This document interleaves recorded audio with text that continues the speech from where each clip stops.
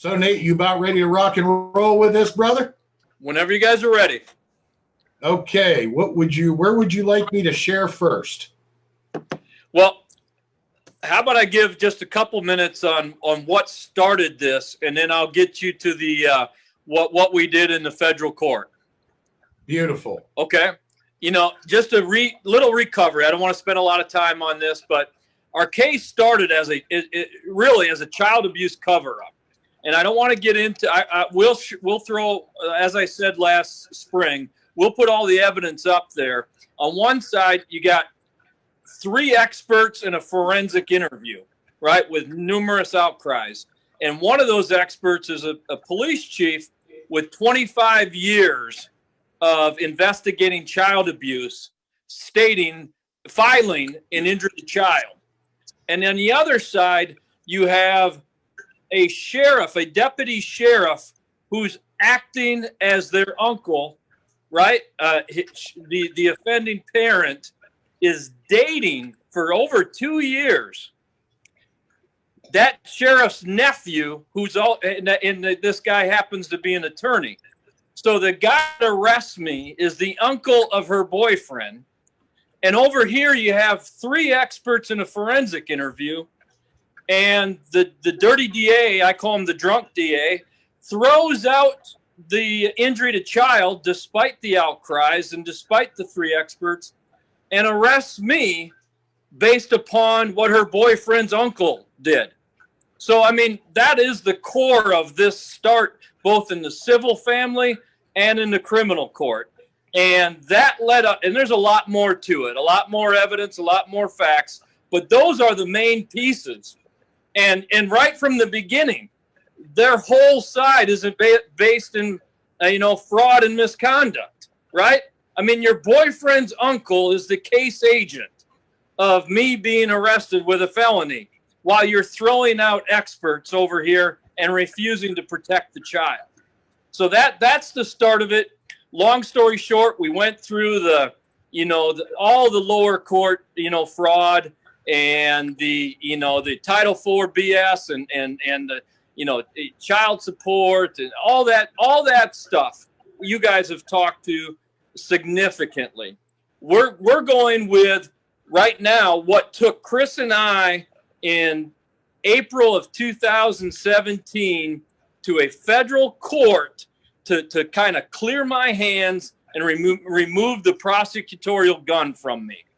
All right. So that, again, dirty sheriff, misconduct, right, covering up child abuse, took us to Austin federal court. And Chris, do you have the federal trial brief cover or the motion of no confidence that we filed in Austin? I can pull that up right now and get that rascal shared. There is. Okay. There's where we went in federal court. And that's our appellate brief. That's wrong right. One. That's it. That all the time. One of these years I'm going to remember that. Let's see. Well, here was the estoppel. Okay. This is where we went in and we accused them of, confidence game, confidence men, confidence trickery, right? And violations Chris, of the emolument clause. Huh? And Chris, just to be specific here, because I think we're going to have a decent amount of Texas viewers, that estoppel of no confidence was against the criminal judge that got dragged into this misconduct and fraud by the lower court, family bad actors, right? So the criminal judge could have cleaned this up, but he was not an initial bad actor. He got dragged into it.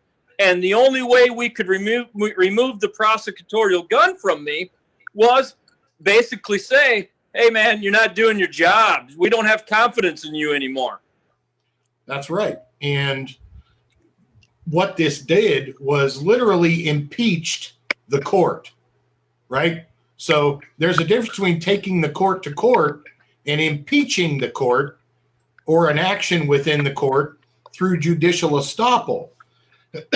We just called this one no confidence, right? Right. Our argument at the time is, hey, if these defendants are going to make this crap up as they go, guess what? We can do that too. So this is kind of like where we started with it. And I'll go into and let me show how this ended with that criminal case, Chris. And you can find the other parts you want to highlight. Is they didn't sign the no confidence against that judge, but they did it a step better. They terminated the criminal case against me, and that did two things. It removed the prosecutorial gun against me, meaning, hey, the county's done playing that game. They can't go after me again. Right. That federal judge said it ain't happening. And then two, they basically cleaned my hands so I could go, even though they dismissed the civil case, which they're going to. No federal court's going to make a decision upon custody and anything tied to custody.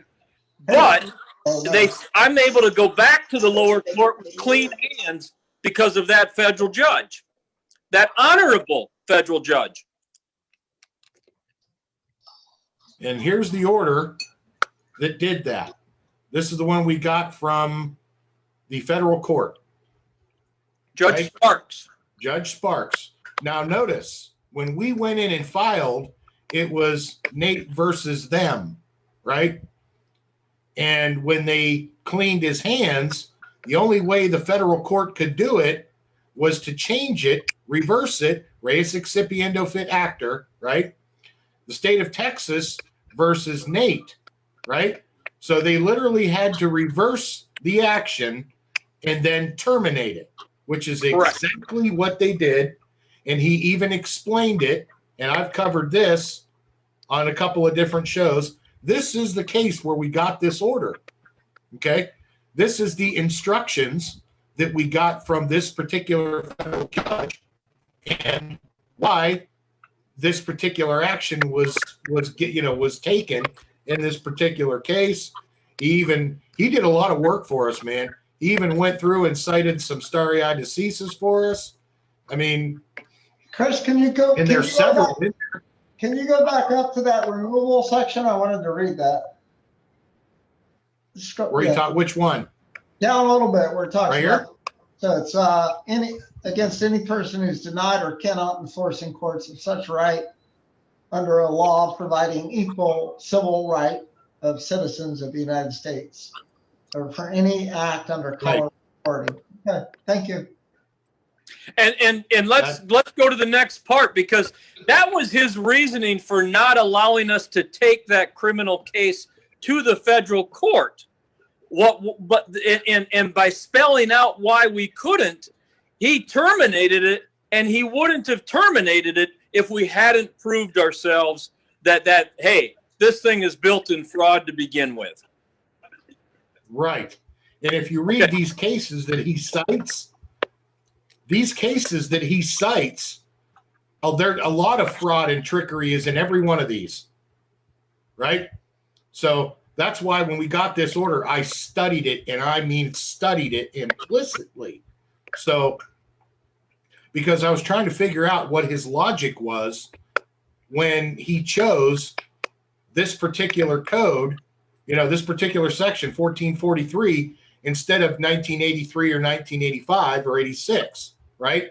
Because those were civil, and that would have been a civil action. But because the case was criminal, right, that's why he went and chose a criminal statute to go back to, again, reverse it to state of Texas versus Nate, and then basically stapled this order to the case that was the prosecutorial gun to Nate's head, stapled it to that cover, threw it at the lower court, and said, don't ever do it again. So now they can't do this again, because if they do, that's called res judicata, right? So with that, we're going to go back to. I'm ready to go. Yep. Now we're going to pull up that led to Kevin. Hold on, Chris. Hold on. Let me give a little timeline here. All right. So that happened on May of 2017. And I immediately, all right, I'm on my fourth lower court family law attorney, right? We've all been there, done that. But this lower court attorney had one specific honorable action, which is why I kept him on. He got me to watch my son's forensic interview, an interview they tried to keep from me for 18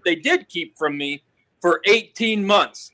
And the reason they kept it from me is because what was said in that interview was 100% different than what Uncle Sheriff put in his report, right? So now Uncle Sheriff's in deep trouble, and they know Uncle Sheriff, which his name is Javier Leyva. Uncle Sheriff Javier Leyva, right? The other boyfriend's uncle, who's good friends with the lower court judge that screwed my son over and me over, Scott Lai, con man Lai, I call him. All right? Those two, by covering up the forensic interview, they're protecting, that district attorney is protecting the bad actor actions of those two individuals. So federal court terminates this in May. I go back to attorney Kevin Acker in July, right? Because we're kind of waiting to see how the federal civil case goes. And I'm saying, hey, Kevin, it's time to, like I asked you 7 months ago, it's time to disqualify Judge Scott Lai, and it's time to get and protect my son again. And Kevin agreed, and why it took until November, I think there's a little bit of fishiness going on there, right? Maybe another confidence game. But look what my lower court attorney files after this federal briefing where the case was terminated.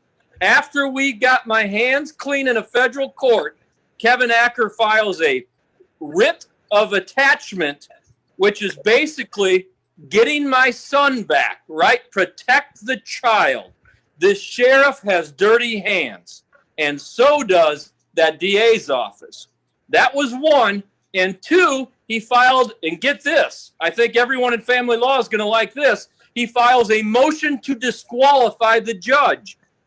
Now, what happened a year earlier when I tried, and I got proof of this, and they know I've got hundreds of proof. I called 17 attorneys, interviewed with them, met with them, talked to them on the phone to try to get someone just to recuse this judge, right? This judge is on the board of directors where the forensic interview takes place, where the outcries occur, where the child should have been protected, right? This judge is on the board of directors. He should have removed himself from this case day one. Not to mention, witness tampering communicated with Uncle Sheriff before our first hearing. So you would think, right? 17 attorneys throughout the state of Texas, somebody will recuse him. All a recusal is, slap on the wrist, don't do it again, right? Don't get a bunch of these. None of them wanted to touch a recusal. And that's where I point to John Gentry's report. Texas, when bringing a recusal or disqualification complaint to the Judiciary Committee in Texas, any non-law professional has zero success going to the Judiciary Committee in Texas. 100% are dismissed of all those complaints. So, Attorney Kevin Acker filing a motion to disqualify is huge, folks. That's a significant, honorable step. And he did that because of what Chris and I did in the federal court. Nate, do you think that was trying to cover the bad actor judge's ass and not so much a good move or a moral proper move, but it was with the intent of protecting a bad actor? The motion to disqualify? Yeah. How would that be protecting him? Get him off the case so that he's no longer involved. No. That's why I mentioned the recusals, John. A recusal, and remember, this is after the fact. This isn't at the beginning. This is after 2 years of fraud and corruption, right? After the fact means I screwed up and should have did this 2 years ago. That's a huge no-no. If this was a motion to recuse 2 years earlier, I agree, John. It could have been to protect that judge. The fact that he's filing this 2 years later, that's deep no-no for that judge. And that led to what? I'm glad you asked that question, because guess what happens to the judge? Less than 30 days later, he announces his resignation from the bench. I'm going to go back and practice law. You know, hey, buddy, you got a motion to disqualify on your table, and you ran like a little con man that you are. See, that sounds like the whole thing is to protect that judge to me. Can't. This is after the fact, John. That disqualification. Now, you're right. No one signed it, and he ran. So that's part of the con game of protecting him. But they got caught. At the end of the day, Kevin had no choice but to file this, and I still call it an honorable action. Even if the intent was to run and hide and to buy time, it doesn't matter. He put it on paper, and he put it on the docket. Okay. So keep going, brother, because this is a but wait, there's more moment. All right, so we got writ of attachment, protect the child in November of last year.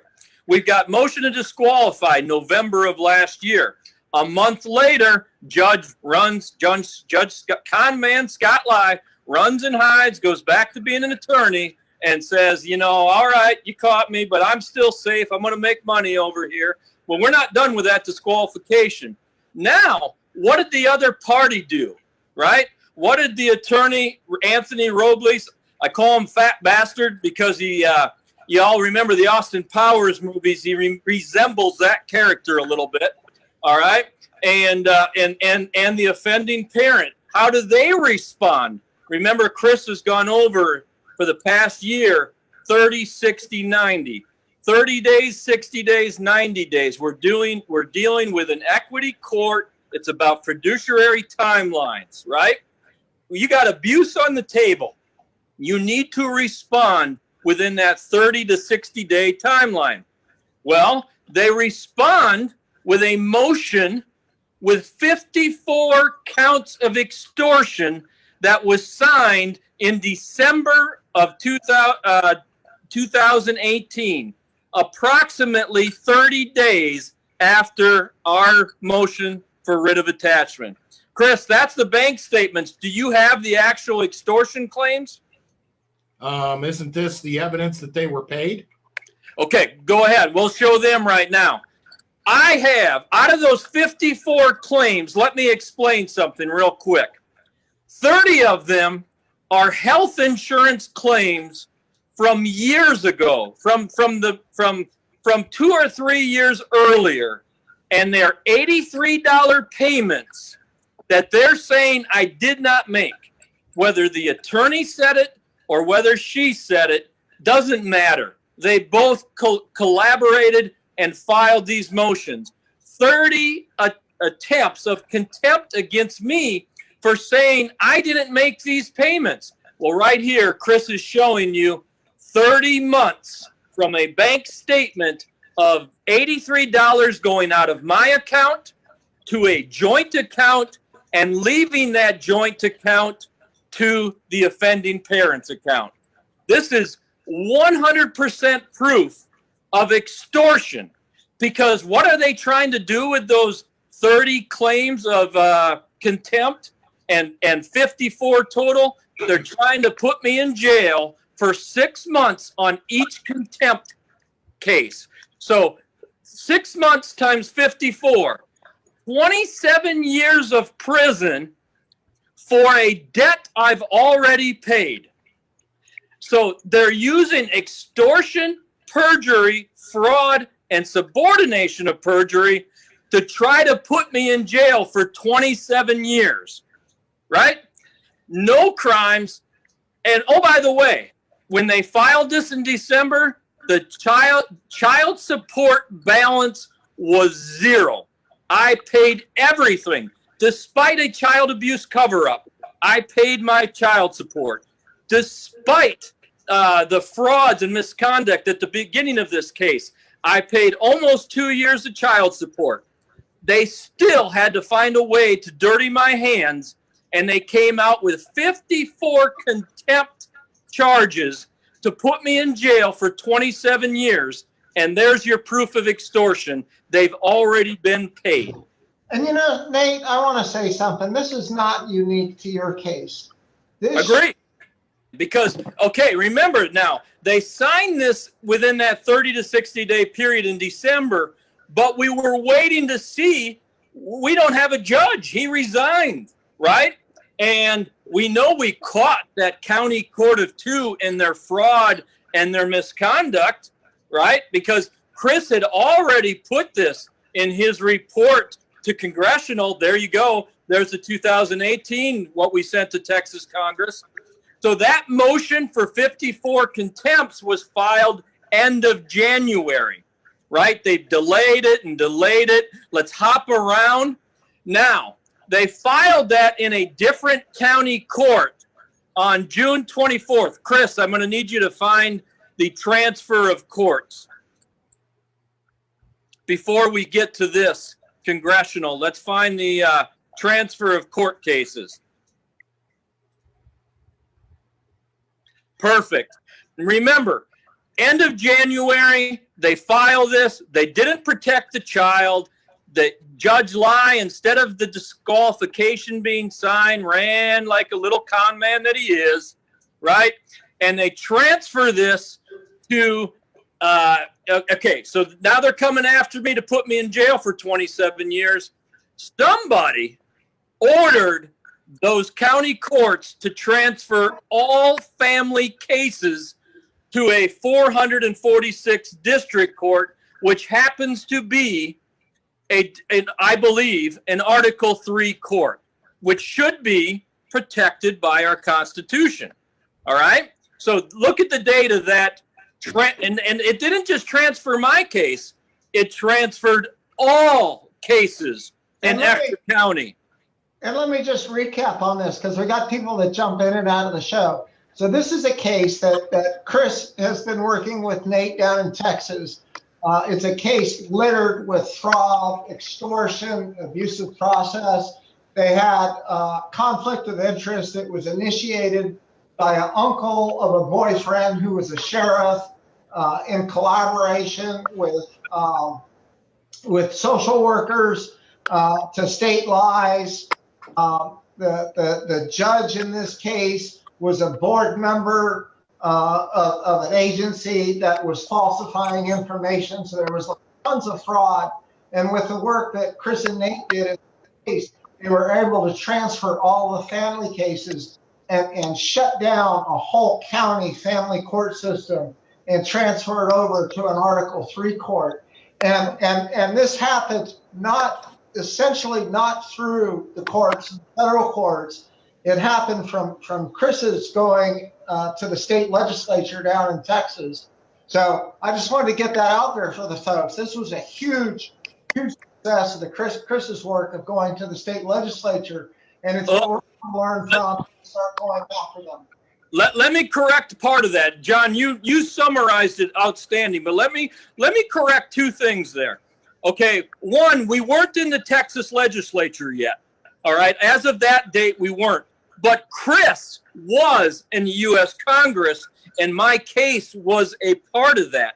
Now, Chris, can you pull up my email to a very powerful politician from Washington, D.C.? That is... It has a red outline, I believe, and it just got number 3 on it.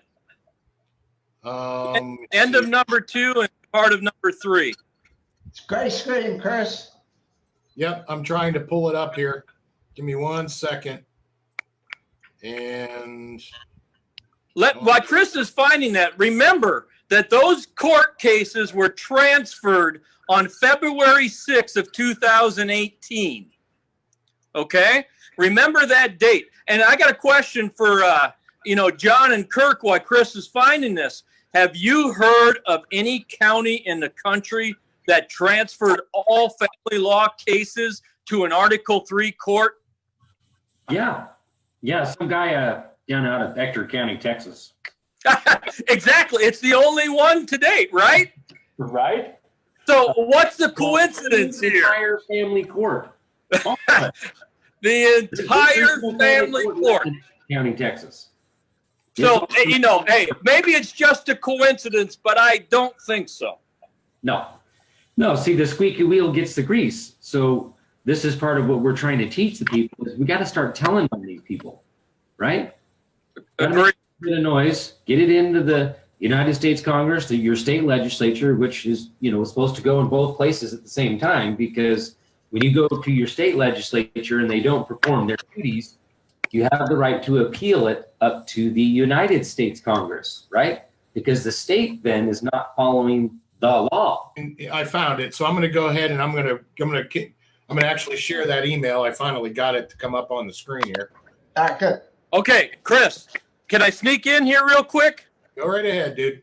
Okay, what this is an email sent on September 15 of 2017. And an email exchange, meaning there was a few exchanges. I'm not going to mention this DC politician right now, but this is me advising a powerful politician in DC. And remember, Chris's case is in front of U.S. Congress with Altenhofen versus Ector County as part of that. And if you read number 3, it says part of the cleanup process is you transfer all of these from your courts of equity to these mandated Article 3 courts. This was my advice to a powerful politician in September of last year. Remember, shortly after our federal trial brief, while Chris's case is in U.S. Congress, and look what happened about 4.5 months later on February 6th in Ector County. Right? And like Kirk said, the only county we know of to date to transfer all family law cases to an Article 3 court. Coincidence again? I don't believe it. And as a matter of fact, I'm going to confirm. Right now, nothing happens by coincidence with these people. Well, now remember, when Nate was discussing about how his case was also before Congress, pursuant to my judicial report, here's where it was on page 16 of my report that's before Congress as of October of 2017, right? I actually just copied from my judicial report, right? My quotation, that page, my assessment of his case, okay? So here's basically how we establish contact with this particular high-ranking DC politician, right, on behalf of Nate in this particular instance. So because this is the original emoluments process, right, where we're showing that these kangaroo courts are actually declared acts of tyranny according to the Declaration of Independence, which of course we already know. We're just re-instructing them that, dude, these tricks are so old, they're new again. We get it. We understand that. But in the here and now, okay, here's the 3 tiers, right, of this particular action. Was a false allegation of a criminal matter which is now cleared. The family matter in which resulted in the false allegations and is currently underway in the lower court, right? That's the thing that Nate was talking about when he emailed that senator. It was right there. Okay. So in 1985, 1986, right? That's that Title 42 Equal Protections Mechanism. And we had said we were gonna file that, but then we switched gears because we had realized that they were already doing it. So we didn't have to do that, right? So because they had already taken the action, we didn't actually have to go with the 85, 86. We just ended up with sending them this particular action, this brief on the merits, which I've constructed the draft, right, which is basically an updated version of where we are. Here's the Honorable Judge Billingsley right now. It's in the 446th District Court of Texas. And okay, the order, Chris, right? Let me sneak in quick. Okay. What do you got right here? What document are we on right now? This is your Supreme Court. Okay, you're getting ahead of us. Let's go back. Let's go back to where we were in February. The actual transfer of the cases. That would have been talking about this rascal here. Yep. Okay. So now remember, here we are. This is when I came on the show last time. All these cases being transferred over, right? And I got to make this point quick, and then I'll go to the next step. And Chris, if you can find our fiduciary report that we filed with Texas IG, right, Inspector General in Texas, in February of 24. There it is right there. Okay. Now, remember, February 6th, we're transferring all the cases, all family law cases over. Then what we do, all right, we're tired of this crap. I got 54 contempt cases hanging over my head based in extortion and fraud, right, criminal activity. And we said, I'm not waiting for them to protect my child. We're going to the Inspector General's. So on February 24th, Chris and I filed this with the Inspector General's office in Texas. And just to clarify that, the Inspector General is with the Department of State. right. Correct. Inspector General. So again, in the state of Texas, there's where we went through the Department of State, Article 3, Section 1. Okay.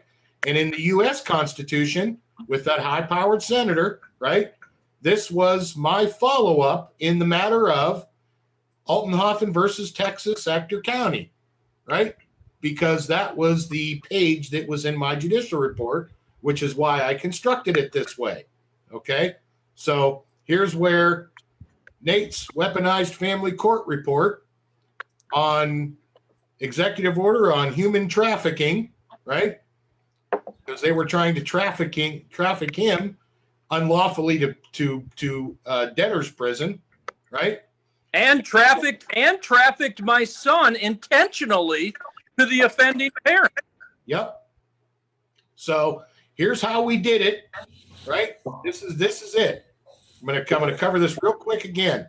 This What is the about state. the second part of human trafficking, debt slave, peonage? I mean, they turned it Right. into freaking debt slave to work, pay Correct. us extortion while we commit crimes, false allegations against you. And then we're still going to make stuff up, and we're going to come up with 42 more counts or whatever it was of, it's like these people don't want to be exposed or go down, so they'll just make shit up to try and cover stuff up.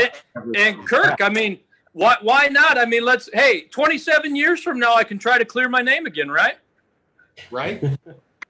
Well, let's hope if by the end of 2019, I'm willing to bet that this is going to be cleaned up. I think even closer. But okay, that's a perfect segue, because that leads me to this, right? I want to clarify this because, again, I think there's a lot of people from Texas watching this. My issue right now, as of today or as of this year, my issue is not with the state of Texas.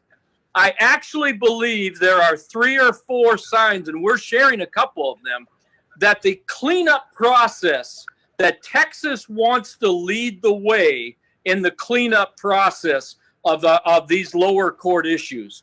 I believe that. If I'm proven wrong in the next few weeks, then we'll come out and state it.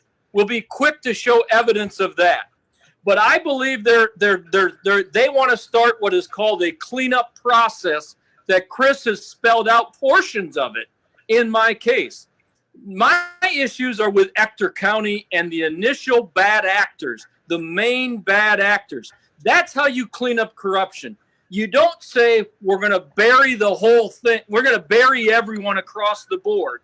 You go back to the main bad actors and get them and force everyone else around them to be part of the cleanup process. Create paths for the people that have oversight to do honorable things. And that's what I believe Chris and I have done. Create a path for people in oversight and supervised positions and high-powered positions to do honorable things. That's how you start cleaning up this fraud. I agree 100%. You know, if we can just take out a couple bad actors in every state, all of the rest of them are going to start behaving themselves. I really believe that. And I think these judicial oversight agencies are a key part of that. If we take out some of these judicial oversight agency bad actors that are hiding all of this stuff, then if a couple of those guys go to jail or get, if nothing else, just get removed, then these other judicial oversight agencies are going to start doing their job, and the replacements for them are going to start doing their job. And we can very quickly, I think, begin to see a healing in our nation take place, and this corruption start to get curbed. I believe that. So I agree 100%, Nate. Okay. Now, I'm going to, Chris, while you're pulling up the 1,250 dismissal docket that occurred in August, September of this past year, I'm going to state out loud what happened between March, the Texas IG getting that report, and August, September. Well, they waited, Ector County, right? Our bad actors, our extortion specialists, our child abuse cover-up bad actors, waited until Texas Congress was out of session in May, and then they decide to sign the Capias order, which basically means go and arrest Mr. Altenhofen and let's have him do those 54 contempt charges, right? We ignored the disqualification, but hey, we're going to believe perjury and extortion over here. Well, all of that, while this is going on, led to what Chris and I filed in the appeals court, and why. And oh, by the way, where did Chris's, our fiduciary, Chris's fiduciary report that went to Texas IG? I called our lieutenant governor's office and emailed, by the way, and they had received a copy of that report. So I'm going to tell you right now, not only were they aware of the report, they had a copy of it, which tells me it's been forwarded to the right individuals in the state of Texas, like Chris and John and Kirk just it's been spelling out in their show, addressing legislature to have oversight, have accountability, right? So our Texas lieutenant governor said, we have a copy of the report, and his exact phrase was, it's very compelling. And I like that phrase. I'm okay with that. They're not going to come out and, throw 10 people in jail the next week. But compelling in legal terms and by the law means something that should have an action to move. You are compelled to act. You are compelled to do something. And by him stating that what we have provided, and they've got about 40% of my evidence and facts, they have enough to start this process, is the lieutenant governor, and just for people to understand, let me explain. Lieutenant governor is like the vice president of the state, right? The governor is the executive, and you have your House and you have your Senate, and then you have a lieutenant governor. That's your Mike Pence of the state, right? they got to kind of speak for everybody a little bit. They got to kind of represent both the House, the Senate, and the governor. So when that office states that that report is compelling, hey, folks, it's time. It's time to investigate. It's time to protect that child, and it's time to finish the cleanup process. Screw Ector County and the cover-up process. Let's clean this up. Is that kind of like when you hit your thumb with a hammer? It tells you not to do that again. Exactly.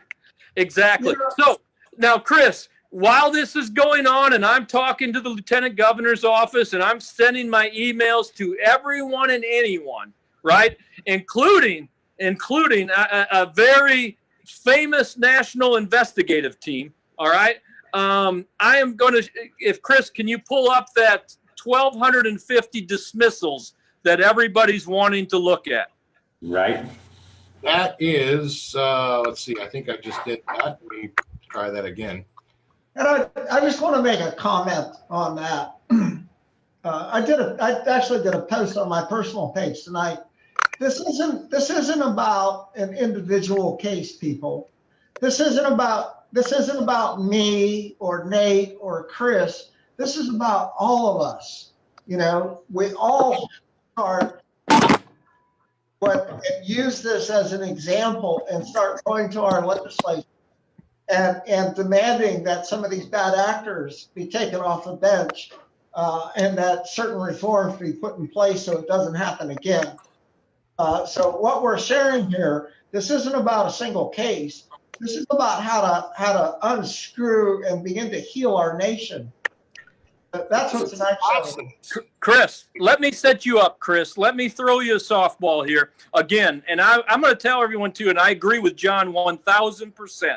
And first of all, there's nothing I file with anyone in the state of Texas or any court that I don't put my stamp on. So I'm not going to, if something goes wrong or something goes right, it falls back on me.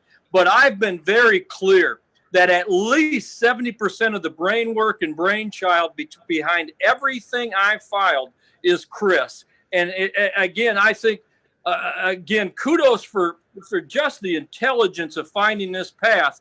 But those 1,200, let's remember the timeline as I hand this over to you, Chris. February 6th, they transferred everything to the 446th District Court. And less than 6 months later, we have 1,250 family law dismissals on the docket for one date, December 12th of this year. 1,250 dismissals on the 446th District Court for December 12th of this year. I'll ask Kirk and John again before Chris runs with this. Have you heard of that happening in any county across the country? Same answers I gave before. Yeah, down in Ector County, Texas. Some guy, I got to throw one more there. That's perfect. You set me up again. Not only was the county judge removed in December, right? Guess who oversees? Who's in charge of that county judge? The county commissioner, right? So I want to tell you something about timeline here again. So in December last year, when the county judge says, I'm going to resign, I'm going to go back to legal process, who knows, you might see me again, blah, blah, con man, Scott Lie, get out of here, right? We know why you're resigning, and we're telling everyone right here, right now, all right? In December, the county commissioner, on record in the paper, I might be resigning also in December. Guess when he changed his mind? When they filed the extortion and 54 counts against me, right? So that gets filed, and all of a sudden he's quoted in the paper in late January, early February. I changed my mind. I'm going to stick around a while. Well, guess what? Once the lieutenant governor admitted to having that fiduciary report, and Chris and I made our way into the Texas Appeals Court, all of a sudden, late May, guess who resigned? County Commissioner Ron Eckert, right? Eckert, whatever the heck his name is. So thinking about resigning in December, you got caught, Ector County. Changed his mind. Let's quadruple down on the fraud and corruption, and let's throw Mr. Altenhofen in jail for 27 years. Oh, wait a minute. That didn't work. Decide and finally has to, and I mean has to, resign in the end of May. So, again, there's enough coincidences here to say, folks, something's going on here. And I'll make one final point before I be quiet here and let you guys run with this. One of three things is happening. Either the cleanup process has started, and like everyone said, yes, I believe Texas will be leading the way. And here's why I believe Texas will be leading the way.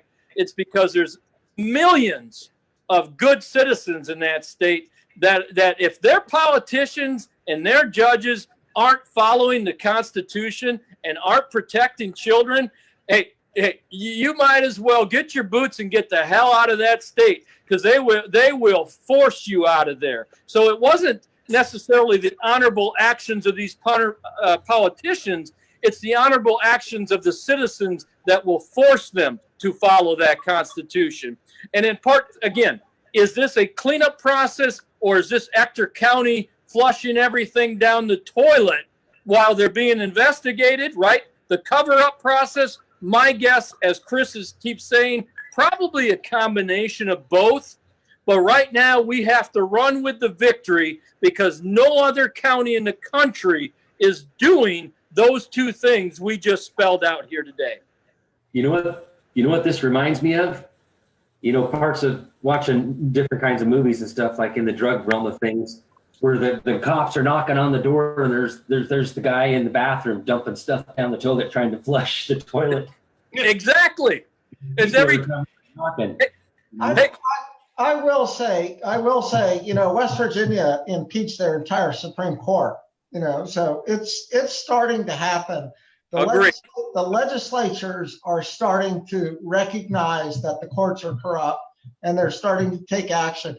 Somebody asked a question: can they use Chris's work in their cases? Absolutely. Absolutely. Well, and I'll add one more thing. I'm sorry, Chris. I keep sneaking in there. While Chris has been putting together these fiduciary reports and providing his expertise, I am knocking down every email and phone call of every House of Representative and every Texas senator and every lieutenant governor or DC politician that in any oversight committee or has anything connected to my case, and I am forcing them to read our reports. I'm forcing them to take some action on that, and you got to simultaneously do that. You can't just rely on one. You got to try to close every possible escape window they have. Regarding recusal and disqualifications, and I'm glad you separated the two, because recusal means I'm stepping aside, someone else steps in. Disqualification means everything that I've done up to this point is null and void, right? There is a big difference between the two. And I think that's important for some of the followers here of your show to recognize. Now, I want to mention the disqualification in my case, the motion to DQ that judge, because we had to, again, look at the federal. Remember, we talked about taking our case to the federal court and a trial brief, and that case was dismissed, but there were a handful of little victories along the way, and this was one of them. One of the defendants was Harmony Home, which oversaw the forensic interview.